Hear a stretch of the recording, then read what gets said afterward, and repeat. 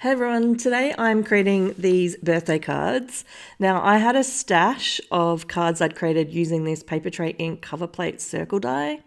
I am not sure if it's still available, but I had run the die through many times in a couple of different color combinations that you'll see through this video. And then I had used the outline of the die to put all of these circles directly onto some card bases. Now, I created these probably 2 or 3 years ago. They have been in my stash.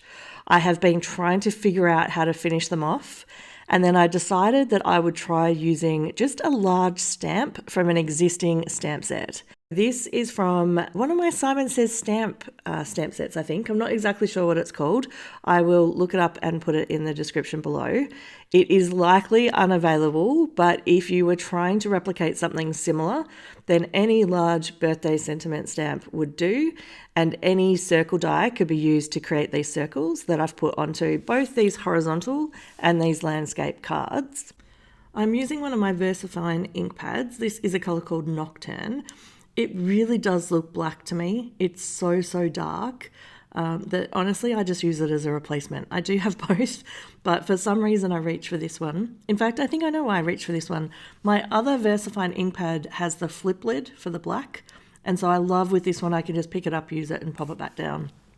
The other reason it's fantastic for these types of cards is I am stamping directly onto my card base, and I am using an inexpensive cardstock for my card base, and the pigment ink sits really beautifully on top of it, whereas if I use a dye ink, it tends to kind of bleed and not work quite as nicely.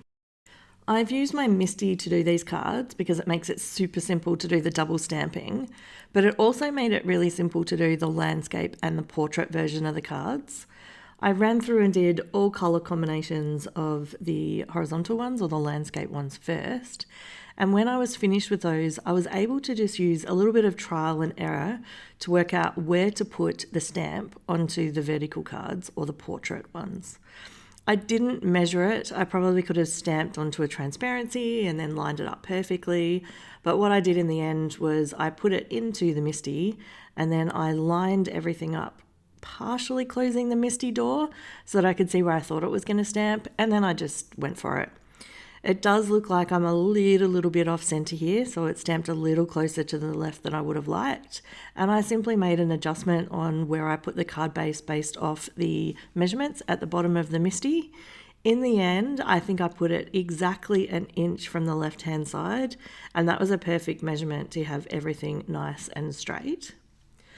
I absolutely love these cards. They are so simple, and for some reason, I think it's maybe the color combinations that I've used. Maybe I'm just proud of myself because they've been sitting in my stash for so long, and I was really hoping to come up with an idea to finish them off. There is a few different things with these cards though. So these multicolored ones here that kind of have the bronze and the black and the burgundy and pinks, these ones have enough interest in the circles that by adding a basic stamp to it or a basic sentiment, they look complete. So in real life, when I look at this, I'm like, yep, this looks like a complete and a balanced card. With the ones you can see on the left-hand side where I just did all yellow, now that is because they were the colors that were left at the end. So I did some all gray and some all yellow. They look super boring. So what you'll see me do as I work through this is I'll put the ones that look really good, so these ones with the gradients of the grey through to the black or the multicolours, I'll put them into sections and I'll put them aside as which ones are complete and which ones I need to do a little bit more thinking about. It's worth noting that I love this black and white one as well. I would not have guessed that this would look so impactful with just black and white, but I have particular friends that I think would really love that card just because of the nice simplicity of it. This is where I come up with my first idea to make the card look a little bit better. What I'm doing here is the stamp set has 2 long strips. So it's longer than what I want, so I've just masked it off a little bit with some cardstock at the top to just add 2 extra stripes down the left-hand side. Now this just extends or connects the black of the sentiment or the nocturne of the sentiment to the left-hand side of the card. It's not changing too much at all, but when you look at the difference between when it's got the little stripes and when it doesn't, It makes such a massive difference to the card itself. And the reality is I had this little space down the left, and so I might as well put it to use. Here I think I show you the difference. The one on the right was the one I'm terming very boring, and the one on the left, the black just ties together, and so to me it looks quite different. It's still a very simple card, don't get me wrong, but adding those two strips really did make a big difference.